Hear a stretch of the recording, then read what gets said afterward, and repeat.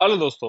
आपका स्वागत है इंजीनियर सर्च लैब में। सोचिए एक ऐसी कंपनी जो आज इंडिया की इलेक्ट्रिसिटी की आधी से ज्यादा सप्लाई का फाउंडेशन बन चुकी है। एक ऐसी कंपनी जिसका बिजनेस कोल से लेकर न्यूक्लियर और ग्रीन हाइड्रोजन तक हर जगह फुटप्रिंट बना रहा है। और एक ऐसी कंपनी जो अगले कुछ साल में 7 लाख करोड़ का केपेक्स करके क्लीन एनर्जी रिवॉल्यूशन की लीडर बनने वाली है। हाँ दोस्तों, यहाँ बात हो रही है एनटीपीसी लिमिटेड की, इंडिया का सबसे बड़ा पावर जनरेटर और एनर्जी ट्रांजिशन का अल्टीमेट गेम चेंजर। आज हम इसका कंप्लीट ब्रेकडाउन करेंगे, पावर डिमांड आउटलुक से लेकर फाइनेंशियल सस्टेनेबिलिटी प्लान्स और वो सब हिडन स्ट्रेंथ जो एक इन्वेस्टर्स के लिए जानना बहुत जरूरी है। दोस्तों, एनटीपीसी का रोल सिर्फ पावर जनरेट करना नहीं है बल्कि इंडिया के एनर्जी ट्रांजिशन और आत्मनिर्भर भारत की कहानी में बैकबोन बनने का है। इंडिया की जीडीपी ग्रोथ के साथ पावर डिमांड भी ऊपर जा रही है। FY24 में 957 बिलियन यूनिट्स की इलेक्ट्रिसिटी डिमांड थी और 2050 तक per capita demand 3000 kilowatt hour तक पहुंचने का एस्टिमेट है। पीक लोड डिमांड FY24 के 243 गीगावाट से FY42 तक 575 गीगावाट हो सकता है। ये क्लियरली बताता है कि एनटीपीसी के लिए डिमांड पाइपलाइन ह्यूज और सिक्योर है। दोस्तों, एनटीपीसी का विजन है कि वर्ल्ड की सबसे बड़ी पावर कंपनी बनना जो कि इंडिया की ग्रोथ को बढ़ा सके, और मिशन है रिलायबल, इकोनॉमिकल और इन्वायरमेंट फ्रेंडली पावर और एनर्जी सॉल्यूशन देना। इसकी कोर वैल्यूज हैं integrity, innovation, safety, trust, customer focus, pride और लर्निंग। अगर हम बात करें एनटीपीसी के पावर जनरेशन की, तो 30 जून 2025 तक एनटीपीसी ग्रुप की ऑपरेशनल कैपेसिटी 82,646 मेगावाट और पोर्टफोलियो 1,13,499 मेगावाट का है, जिसमें कोल 79,754 megawatt, gas 6,511 megawatt, hydro 6,012 megawatt, solar 16,245 megawatt और विंड 4,977 मेगावाट शामिल हैं। 31 गीगावाट प्रोजेक्ट्स अभी कंस्ट्रक्शन फेज में हैं, मतलब एनटीपीसी डोमिनेंट लीडर है और कॉन्टिन्यूसली एक्सपेंड कर रहा है।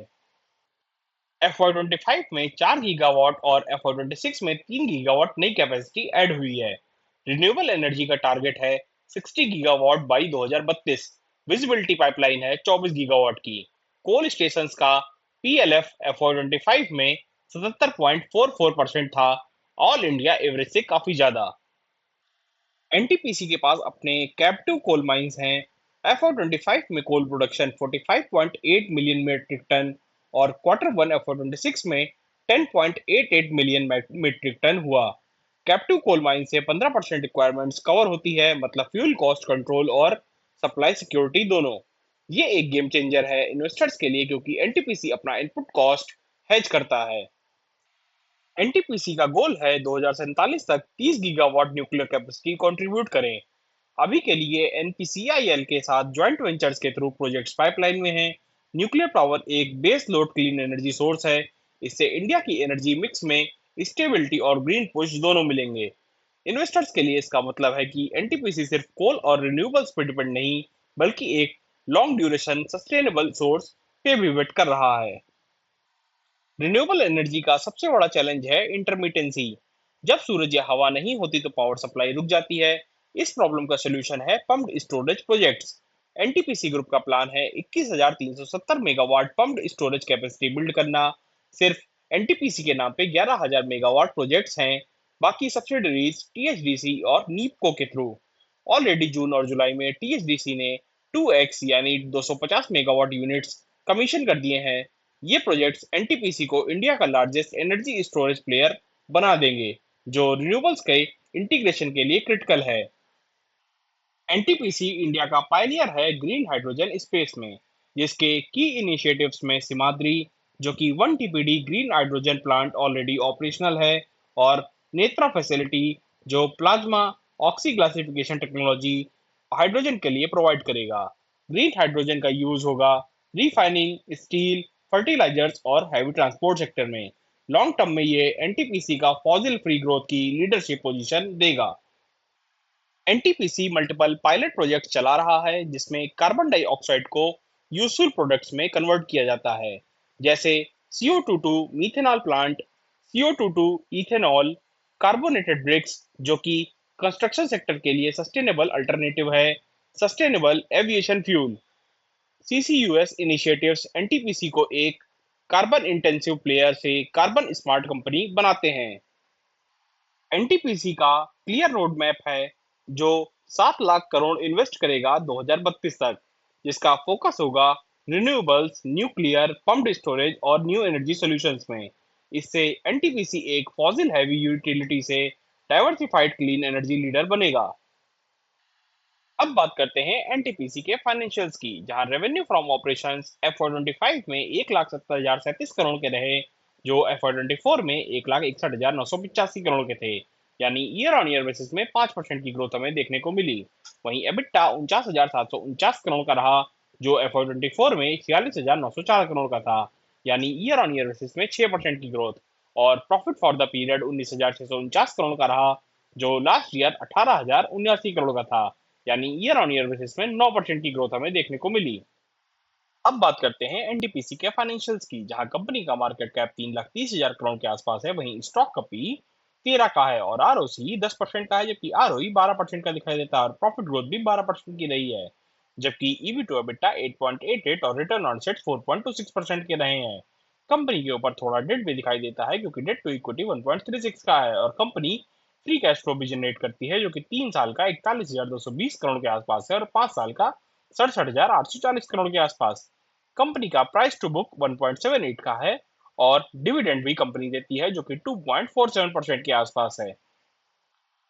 अगर हम बात करें कंपनी की सेल्स की, तो जून 2024 में कंपनी की सेल 48,529 करोड़ की थी, जो जून 2025 में गिर करके 47,065 करोड़ की हो गई। यानी ईयर ऑन ईयर बेसिस में 3% से गिरती हुई हमें इनकी सेल दिखाई दी।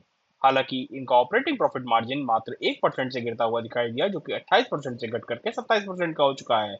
जबकि नेट प्रॉफिट कंपनी का 5,506 करोड़ का था जून 2024 में, जो बढ़ करके 6,108 करोड़ का हो गया। यानी ईयर ऑन ईयर बेसिस में करीब 10% से बढ़ता हुआ हमको इनका नेट प्रॉफिट दिखाई दिया। और ईपीएस में भी हमें ग्रोथ दिखाई दी, जो कि 5.65 से बढ़ करके 6.20 का हो गया। अगर हम बात करें कंपाउंड सेल्स की, तो 3 साल की 12% रही है, जो 5 साल की 11% की है। जबकि प्रॉफिट ग्रोथ 3 साल की 8% है और 5 साल की 16% के आसपास है। जबकि स्टॉक प्राइस 3 साल में 25% बढ़ चुका है और 5 साल में 30% से बढ़ा है।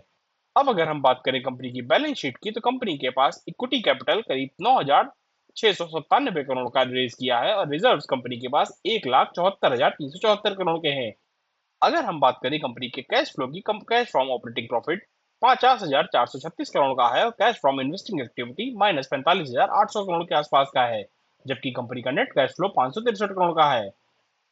अगर हम देखें शेयर होल्डिंग पैटर्न को, जहां प्रमोटर का स्टेक 50% से भी ऊपर का दिखाई देता है, यानी प्रमोटर्स को काफी विश्वास है अपनी कंपनी के बिजनेस मॉडल के ऊपर। और एफआईआईज और डीआईआईज भी 16 और 28% का स्टेक लिए हुए दिखाई देते हैं। यानी कि प्रमोटर्स, एफआईआईज और डीआईआईज को मिला करके तकरीबन हमें ये स्टेक 85% से भी ऊपर का दिखाई देता है। जबकि पब्लिक का पार्टिसिपेशन मात्र 3.77% का है और गवर्नमेंट का पार्टिसिपेशन 0.12% का है। अगर हम बात करें इनके प्रॉफिट्स की ग्रुप लेवल पे, तो प्रॉफिट 23,953 करोड़ का रहा। वहीं नेटवर्थ 1,91,121 करोड़ की रही। जबकि डेट 2,47,572 करोड़ का रिपोर्ट हुआ। रेवेन्यू, प्रॉफिट्स एंड डिविडेंड सब ऑल टाइम हाई लेवल्स पे हैं। दोस्तों, एनटीपीसी की कहानी सिंपल नहीं है। ये एक जाइंट यूटिलिटी है जो कोल और थर्मल प्लांट्स के साथ ग्रो हुआ, लेकिन अब अपना फ्यूचर लिख रहा है रिन्यूएबल्स, न्यूक्लियर और हाइड्रोजन के साथ। एक तरफ इसका 23,953 करोड़ का group profit, highest dividend pay out और स्ट्रॉन्ग कोल माइनिंग बेस है, तो दूसरी तरफ 60 गीगावाट रिन्यूएबल्स का 2032 टारगेट और 7 लाख करोड़ का केपेक्स पाइपलाइन। यानी एनटीपीसी एक ऐसी कंपनी है जो एक साथ डिफेंसिव भी है और एग्रेसिव ग्रोथ प्ले भी। तो आप डिसाइड कीजिए, आप एनटीपीसी को सिर्फ एक डिविडेंड स्टॉक की तरह देखते हैं या एक लॉन्ग टर्म कंपाउंडर की तरह, जो इंडिया के एनर्जी फ्यूचर के साथ आपके पोर्टफोलियो को भी पावर देगा। कमेंट्स में अपना व्यू जरूर शेयर करें।